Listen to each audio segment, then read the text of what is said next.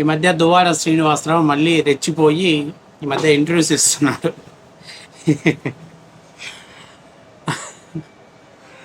Okay, so నేను ఎందుకు నవ్వాను తర్వాత చెప్తాను దాని గురించి. సో మీరందరూ కూడా మా ఛానల్ని సబ్స్క్రైబ్ చేసుకుంటారని మనస్ఫూర్తిగా కోరుకుంటున్నా. సరే, మొన్న ఏదో ఒక ఇంటర్వ్యూ ఇచ్చేసి అందులో ఎవరో ఒక బోకుదాని డ్యాన్స్ చూసి అది నా కన్నమ్మ అని చెప్పేసి వీడియో ఎడిటింగ్ చేస్తున్నారని చెప్పేసి మాట్లాడాడు. సరే, ఆ వ్యక్తి ఎవరైతే పక్కన పెట్టేసేయండి, ఆ అమ్మాయి గురించి మీరు మాట్లాడాల్సిన పని లేదు. సరే, ఆ వీడియో మా మాధురిది కాదు అని అంటే అయిపోతుంది. అంటే నువ్వు ఆమెను చూపించారని చెప్పేసి ఆ అమ్మాయి క్యారెక్టర్ని రీగేట్ చేసి నువ్వు మాట్లాడతావా? నాకు అర్థం కావట్లేదు. నువ్వు ఇంటర్వ్యూలో మాట్లాడినప్పుడు ఓకే, తెలుగుదేశం పార్టీ వాళ్ళు దాన్ని ఎక్కువ ట్రోల్ చేస్తున్నారు, వీడియోని మార్చేసి చేస్తున్నారు అదని చెప్పేసి మాట్లాడుతున్నారు. అరే బాబు, మీరు వైఎస్ఆర్సీపీ వాళ్ళు అధికారంలో ఉన్నప్పుడు మీరు ఎన్ని ఫొటోస్ని ఎడిటింగ్ చేశారు, ఎన్ని ఫొటోస్ని ఎలా చేశారో అందరికీ కూడా తెలిసిన విషయమే. మేమేం కొత్తగా ఈరోజు ఏదో పెద్ద మేమేమి చేయనటువంటి అమాయకులం, మేము పెద్ద పత్తిత్తులం అని చెప్పి కబుర్లు చెప్తే ఎవరు వినేవాడు పరిస్థితిలో లేడు. అది ఇప్పుడు కాదు, చాలా రోజుల కింద ఎప్పుడుదో వీడియో. అది సోషల్ మీడియాలో ఇప్పుడు కాదు, దాదాపుగా నాకు తెలిసి ఒక 10-15 సంవత్సరాల బ్యాక్ ఉన్నటువంటి వీడియో అది. సరే, ఇప్పుడు ఆ వీడియోని తీసుకొచ్చేసి ఆమె కాదా అని చెప్పేసి ప్రూవ్ చేయాల్సిన అవసరం లేదు.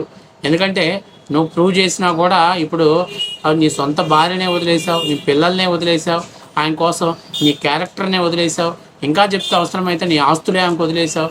ఆ మొత్తం ఆ మాయలో ఉన్నావు కాబట్టి ఎప్పుడు ఎవరు ఏం చెప్పినా కూడా వినరు. ఎందుకంటే దానికి నువ్వు బయటికి రావాలి. మాలాంటి వాళ్ళు చెప్పినా కూడా నువ్వు వినవు. వినకపోగా ఇదిగో ఇప్పుడు ఇలాగే వితండవాదం చేస్తుంటావు. కాబట్టి అది రానున్న రోజుల్లో నీకే నిదానంగా తెలుస్తుంది. తెలుసుకున్న రోజు అది నేను ఎంత తప్పు చేశాను ఏంటి అనేది చెప్పేసి నీకు అర్థమైంది. ఎందుకంటే అచ్చెన్నాయుడు గారు ఒక మాట అన్నాడంట, ఏమీ తెలియనటువంటి ఎర్రి పుష్పం మీద నేను గెలిచానని బాధగా ఉంది అని చెప్పేసి అన్నాడంట. మరి ఆయన ఎందుకు ఆ పదం వాడాడో దీన్ని బట్టి దువ్వాడ శ్రీనివాసరావు గారి మనస్తత్వాన్ని బట్టి చూస్తే అర్థమవుతుంది. ఒకటి వాస్తవ విషయం ఏంటంటే, నువ్వు ఇప్పుడు మాధురిని ఆమా కాదా అని మేము ఇప్పుడు మీకు ప్రూవ్ చేయాల్సిన అవసరం లేదు. చేసినా నమ్మే పరిస్థితిలో నువ్వు లేవనేది అది వాస్తవ విషయం. కాకపోతే నువ్వు ఒక విషయం గుర్తుపెట్టుకోవాల్సింది ఏంటంటే, ఈరోజు నువ్వు నీ కింద అన్ని మచ్చలు పెట్టుకొని నువ్వు పవన్ కళ్యాణ్ గారి పెళ్ళిళ్ళ గురించి, పవన్ కళ్యాణ్ గారి సంబంధాల గురించి మాట్లాడుతున్నావంటే మరి దాన్ని ఏమంటారో నువ్వు ఒకసారి అర్థం చేసుకోవాలి. ఎట్లాగో సిగ్గిడిచాం కదా, బజార్లో దులుపుకున్న గుడ్డలు కోడి ఎవరి మీదైనా మట్టేసిద్ది అన్నట్టుగా మరి నువ్వు ఆ రకంగా ప్రవర్తిస్తున్నావు. నీ క్యారెక్టర్ ఏంది, నీ పని ఏంది? ఈ రోజుకి కూడా నిన్ను చా అని మొహం మీద వస్తున్నారు. అయినప్పటికి కూడా నువ్వు సిగ్గు లేకుండా దులుపుకొని పోతున్నావు. పెద్దోళ్ళు సామెత చెప్పేవాళ్ళు ఏంటంటే, కొక్కిరాయి నువ్వు ఎందుకు పుట్టావే అని అంటే దాన్ని ఎక్కిరించడానికి పుట్టిందంట. అట్లా ఉంది నీ వ్యవహారం. అదే ఊరందరూ నీ మొహం మీద వస్తుంటే మొదటి భార్యకు విడాకులు ఇవ్వకుండా పెళ్ళిడికి వచ్చిన పిల్లలు ఇద్దరు ఉంటే వాళ్ళని వదిలిపెట్టేసి వాళ్ళందరిని వదిలేసి నువ్వేమన్నా ఒక కన్య పిల్లని తగులుకున్నావా అంటే దానికి మామకి 3 పిల్లలు ఉన్నటువంటి ఒక లేడీతోటి మేమిద్దరం ఆ ఫ్రెండ్షిప్లో ఉన్నాం, మేమిద్దరం సహజగుణం చేస్తాం ఏదేదో చెప్తుంటే వినేవాళ్ళకి కూడా అసలు కంపరం వేస్తుంది, అసహ్యం వేస్తుంది. బయటకు వచ్చి ఏం మాట్లాడాలరా, వీడి కనీసం ఆమె కన్నా సిగ్గు లేకపోయింది, కనీసం వీడికన్నా సిగ్గు ఉండాలి కదా. ఒక ఎమ్మెల్సీ స్థానంలో ఉండి, ప్రజాప్రతినిధి స్థానంలో ఉండి మంచి చెడు గురించి మాట్లాడాల్సినోడు ఇంత ఓపెన్గా మాట్లాడుతుంటే, ఇంత ఓపెన్గా రిలేషన్షిప్స్ గురించి మాట్లాడుతుంటే, ఆమె గురించి ఏమైనా మాట్లాడుతుంటే అసలు ఏం సమాధానాలు చెప్పాలనేటువంటి పరిస్థితిలో ప్రజలు కూడా ఒక డైనమాలో పడ్డారు. సరే, ఇంకా ఇలాంటి ఘనా పార్టీలు ఇలాంటి వాళ్ళందరూ కూడా వైఎస్ఆర్సీపీ పార్టీలో కామన్గానే ఉంటారు.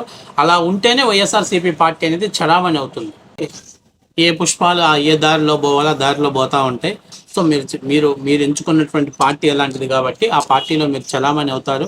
10 మంది మొహం మీద ఊసినా, 10 మంది చెప్పు తీసుకొని కొట్టినా ఆ ముందులో దులుపుకొని వెళ్ళిపోయే రకాల్లో మనకేం పెద్దగా అనిపించదు.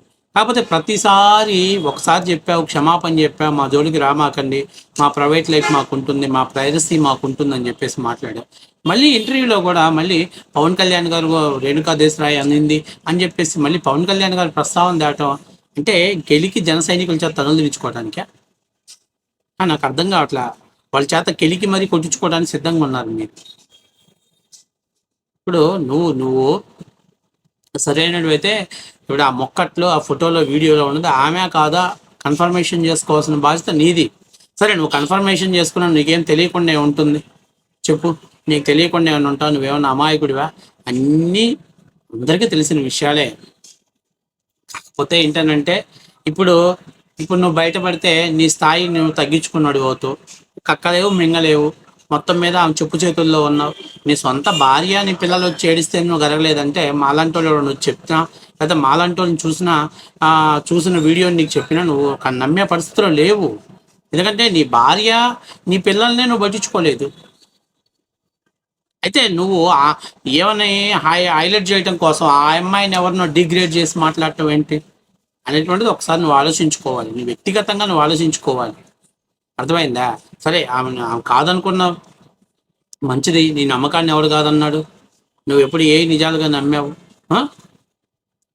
కాబట్టి ఇవన్నీ ఏందయ్యా దువ్వాడ శ్రీనివాసరావు అంటే, ప్రస్తుతం ఆ జంట అలా సాగుతూ ఉంది, దానికి ఎవడు బ్రేక్ వేయలేడు. కొన్ని రోజులు అలా నడుస్తూనే ఉంటుంది. ఇప్పుడు ఆయన ఆస్తులు లేవంట, ప్రాపర్టీ లేవంట అని మొత్తం క్లియర్గా చెప్పేస్తుంది. మొత్తం ఒంటి మీద బట్టలు గుడ్డలు అంతవరకే మా దువ్వాడ శ్రీనివాసరావు ఉందని చెప్పింది. అంటే ఆల్మోస్ట్ సంఖ ఎంతవరకు నాకు ఇచ్చేంతవరకు నాకు ఇచ్చేసింది. ఇక పూర్తిగా నాకు ఇచ్చేసిన తర్వాత మరి ఏం జరిగిద్దో చూడాలి. ఒక మిస్టరీ రిలీజ్ అవుతుంది. ఎందుకంటే ఆమెకి ఇతన్ని ఉపయోగించుకొని ఒక పొలిటికల్గా సర్వే అవ్వాలి, ఫైనాన్షియల్స్గా సర్వే అవ్వాలి అనేటువంటి ఆలోచన ఉంది తప్పనిచ్చి ఎక్కడ ఇంకొక ఉద్దేశం అయితే ఆమె వే ఆఫ్ టాకింగ్లో మనందరికి కూడా అర్థమైపోతుంది. అంటే తను పొలిటికల్గా సర్వే అవ్వగలుగుతుంది. జగన్మోహన్ రెడ్డి లాంటి వాళ్ళ దగ్గరికి వెళ్ళాలంటే అంత తేలిగ్గా వెళ్ళగలుగుతుంది దివ్యల మాధురి. కాబట్టి దువ్వాడ శ్రీనివాసరావు లాంటి ఒక వెర్రి పుష్పం ఉంటే ఆ పుష్పాన్ని అడ్డం పెట్టుకొని పోవచ్చు అనుకుంటుంది. అందుకనే మొన్న ఏదో పవన్ కళ్యాణ్ గారిని విమర్శించారని జన సైనికులు కేసు పెడితే ఏం అడావుడిగా వెళ్ళిపోయి ఇప్పుడు వాళ్ళకి ఏం పెద్దగా ఐడెంటిటీ కావాలి అంతే, వాళ్ళు డూ ఆర్ డై పొజిషన్లో ఉన్నారు. గట్టిగా ప్రయత్నించామా 2024లో ఎట్లా 29లో ఆయన ఎట్లా గెలిచేది కాదు, ఎమ్మెల్యే అయ్యేది కాదు, సచ్చేది కాదు. సరే కనీసం ఎమ్మెల్సీ అన్నా కంటిన్యూ చేస్తాడు. తద్వారా ఏదో ఒకటి మినిస్టర్ పదవి అన్న ఇచ్చారనుకో పొలిటికల్గా కొంచెం సంపాదించుకోవాలి. అచ్చెన్నాయుడు లాంటి ఒక బలమైన అభ్యర్థిని ఢీ కొట్టాలంటే ఖచ్చితంగా అది కావాలి. సో దానికోసం వాళ్ళు ట్రై చేస్తున్నారు. ఇదే పొజిషన్లో వాళ్ళు పొలిటికల్గా సర్వే అవ్వటం కోసం స్టెప్స్ చేస్తున్నారు, కాంట్రవర్సీలు క్రియేట్ చేస్తున్నారు. కాంట్రవర్సీల ద్వారా వాళ్ళు రాజకీయ లబ్ధిని మైలేజ్ పొందుతున్నారు. అది వాస్తవ విషయం. లేకపోతే ఇంతకుముందు ఈ దివ్యాల మాధురి అయినటువంటి అమ్మాయి, నేను తెలుగు అమ్మాయి మాధురి అనేది ఒకటి పెట్టింది ఇన్స్టాలో, 3,000 2,000 కొడలేరు. ఎప్పుడైతే ఈ కాంట్రవర్సీ తెర మీదకి వచ్చిందో ఒక్కసారిగా 70,000 పోయింది. ఇంకా ఆమె ఛానల్లో నా రాజా కోసం పప్పుచారు, నా రాజా కోసం సున్నుండలు ఏయో మరి ఏ మాత్రం తయారు చేస్తుందో ఆ రెసిపీలు ఎంత బాగా నచ్చుతున్నాయో మరి ఎవరికో నాకు అర్థం కావట్లేదు. మొత్తం మీద ఆ వీడియోస్ అలాగా రన్ అవుతూ ఉన్నాయి. ఆమె ఈ మధ్య సెల్ఫ్ పబ్లిసిటీలు, అట్లాగే ఏంటి మన ఇన్స్టాగ్రామ్లో వీళ్ళు చేస్తారు, చిన్న వాళ్ళు చేస్తారు కదా, అట్లాగే కొంతమందికి అడ్వర్టైజ్మెంట్లు, ఇంకా ఏ స్థాయిలో 10 వచ్చినా 11 వచ్చినా వెనకేసుకోవాలని గట్టిగా ఫిక్స్ అయిపోయింది. సో ఆ విధంగా ఆమెకు వచ్చినటువంటి ఫ్రేమ్ని వాడుకుంటూ చక్కగా డెవలప్ అయింది. రేపో ఎల్లుండో ఇప్పుడు ఉన్నాయిగా కొన్ని గేమ్స్, ఆన్లైన్ గేమ్స్ను కూడా ప్రమోట్ చేసిన ఆశ్చర్యపోవాల్సిన పడలేదు. అది తొందరలోనే అది కూడా జరిగేటువంటి అవకాశం కనిపిస్తూ ఉంది. కాకపోతే ఆమె ఇక్కడ అందరిలో కల్లా అతని తెలివికల్లా ఎవరంటే దివ్యాల మాధురి. వచ్చిన ప్రతి అవకాశాన్ని సద్వినియోగపరుచుకుంటుంది. అవసరమైతే ఇప్పుడు ఆమెకేమి 0 నుంచి స్టార్ట్ అయింది, ఇప్పుడు గట్టిగా దిగజారిన 80-70% ఆగిపోయింది. అప్పటి నుంచి మళ్ళీ 0కి వెళ్ళే పొజిషన్ లేదు. పెరగకుండా ఉండటానికి గట్టిగా మన దువ్వాడ శ్రీనివాసరావు గట్టిగానే పట్టుకొని ఉన్నాడు. కాబట్టి మొత్తం మీద ఎటు వచ్చినా ఏదైనా దెబ్బ తగిలినా దువ్వాడ శ్రీనివాసరావు తగిలిద్ది, లేకపోతే కూటమి ప్రభుత్వానికి తగిలిద్ది. జగన్మోహన్ రెడ్డికి దివ్యాల మాధురికి ఎటువంటి ఇబ్బంది ఉండదు. కాబట్టి ఆమె పొలిటికల్గా ఎన్ని స్టెప్పులు అయినా వేస్తుంది, ఎవరి మీద నోరు బారేసుకున్నది, ఎవరినైనా రెండురా చూసుకుందాం అంటది. కాబట్టి ఇప్పుడు ఆటలో అట్టిపండు అయిపోయేది మన దువ్వాడ శ్రీనివాసరావే. అలాంటి దువ్వాడ శ్రీనివాసరావు కనీసం జ్ఞానోదయం కూడా లేకుండా పిచ్చి పిచ్చిగా మాట్లాడుతున్నాడు. అరే అసలు నువ్వు ఒక్కసారి ఎమ్మెల్యే కూడా గెలవలేదు, కనీసం నిన్న ఆ టెక్కల ప్రజలు దగ్గర కూడా రానివ్వట్లా. నీకు సిగ్గు శరం లేకుండా నేను వాడి సంగతి తేలుస్తా, వీడి సంగతి తేలుస్తా, అసలు నువ్వు మాట్లాడటానికి అర్హత ఉందా?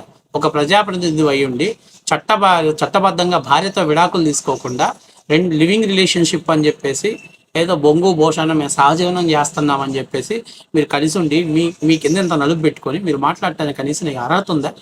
సిగ్గుండాలి కదా కనీసం నువ్వు మాట్లాడటానికి. నువ్వు మళ్ళీ ఇంకొకరి గురించి మాట్లాడుతున్నావు, వాళ్ళ పెళ్లి గురించి నువ్వు మాట్లాడుతున్నావు. ఆ? ఆమెకు నువ్వే సర్టిఫై చేసేస్తాను, నా అంత ఏమంత ఉత్తమరాలు ఎవరు లేదని చెప్పేసి. సిగ్గుండాలి, కనీసం బుద్ధి జ్ఞానం ఉండాలి.